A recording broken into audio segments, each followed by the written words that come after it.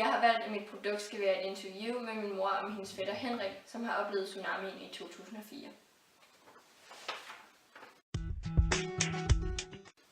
Mor, hvor var Henrik, da tsunamien kom? Han var på en ø i Thailand, på en meget populær turistø. Der lå han nede på stranden i en hytte, som han havde lejet sammen med nogle kammerater. Hvorfor var han nede i en hytte? Det var han, fordi han havde været i byen med sine kammerater dagen eller om aftenen før, og de havde fået temmelig meget at drikke, så han for at gå lidt ned med flaget har lå med tømmermænd, så hans kammerater mente, at det var bedre at lade ham sove, så de tog ud på fisketur, og mens fætter Henrik han sov. Hvordan fandt han ud af, at bølgen kom? Det gjorde han ved, at der løb en ordentlig buldren, og det løb ligesom som om der var nogen, der buldrede på hans dør, som vendte ud mod havet. Og den dør, den åbnede ellers udad, men den blev så banket ind, da han så rejste sig op for, og vi går hen og kigge, hvad der skete. Så døren den simpelthen blev trykket ind med hængsler og det hele. På grund af bølgen? På grund af bølgen, ja. Hvad skete der så? Ja, så har han fortalt, at det simpelthen, altså han fik jo døren i hovedet med et ordentligt bulderen, så han var jo nærmest slået bevidstløs i starten, men kom til sig selv ved, at han blev slået med i vandmasserne og ramte jo alverdens ting og sager ned i vandet og blev skåret rundt omkring på kroppen. Ja. Der var noget med, at han fandt et sted, hvor han kunne være. Ja, på et tidspunkt kommer han forbi en palme eller et træ, hvor der sidder en thai op i, og Henrik råber i panik op til ham, at han skal hjælpe ham. Men er fuldstændig hys, da han råber til ham. Og thaien, han blev åbenbart så bange eller forskrækket, at han hopper i vandet, fordi han blev bange for Henrik. Men Henrik når så alligevel at få fat i palmen, og klatrer så op i træet, og på den måde redder han sig sådan set fra bølgen og tilbagebølgen, som kommer lidt senere. Ja. Ja, han blev så såret, men hvorhenne? Ja, han fik jo voldsomme snitsår på ryggen. Snitsår, der var 20-30 cm lange på den ene skulderblad, som i dag nærmest ligner sådan en pølse af det er syet så grimt sammen, fordi det er syet dernede i Thailand. Og han fik også nogle voldsomme snitsår nede på benene, og så adskillige små eller mindre snitsår, både i hovedet og så videre. Da han sad oppe i træet, havde han der tøj på?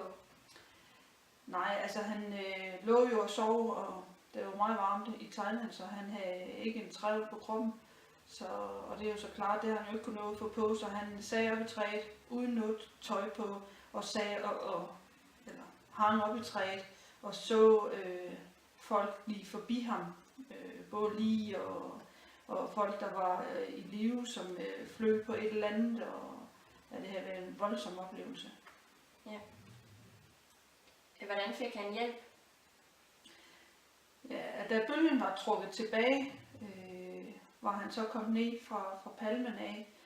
Lige hvordan han var kommet ned, det ved jeg ikke. Men han var i hvert fald kommet ned fra den palme, og det lignede jo noget, der var løgn over det hele. Det lignede jo en slagmark, altså med både døde mennesker og alt var jo ødelagt omkring ham.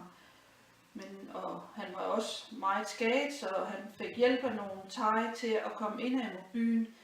Og der ind mod byen, der mødte han så nogle amerikanere, som gav ham $50, så han havde nogle penge til at kunne få fat i noget tøj og så videre, men blev så bragt på sygehuset. Hvordan fik han kontakt til familien?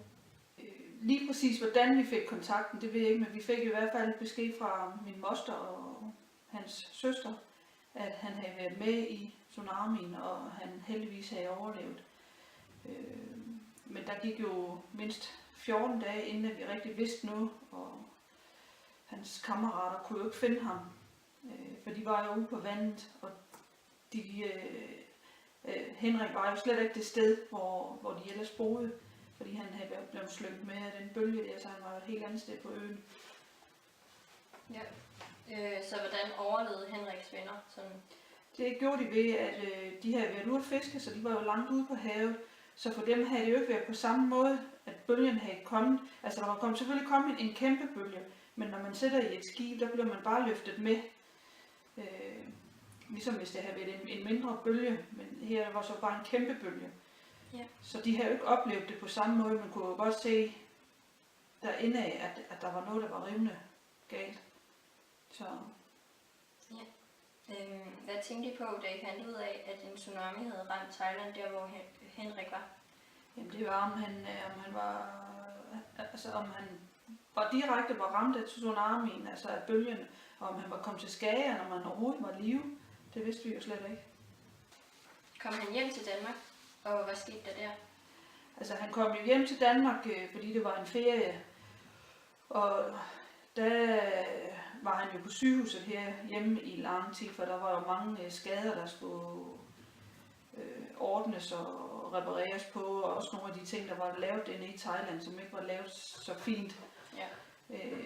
Og han har også mange men af skader dernede fra.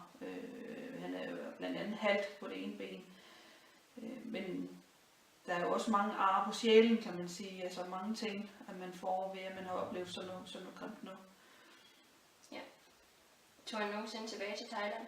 Ja, han fik tilbuddet om at komme ned og se genopbygningen af Thailand i en del af hans helbredelses ting, for at ligesom at kunne komme videre.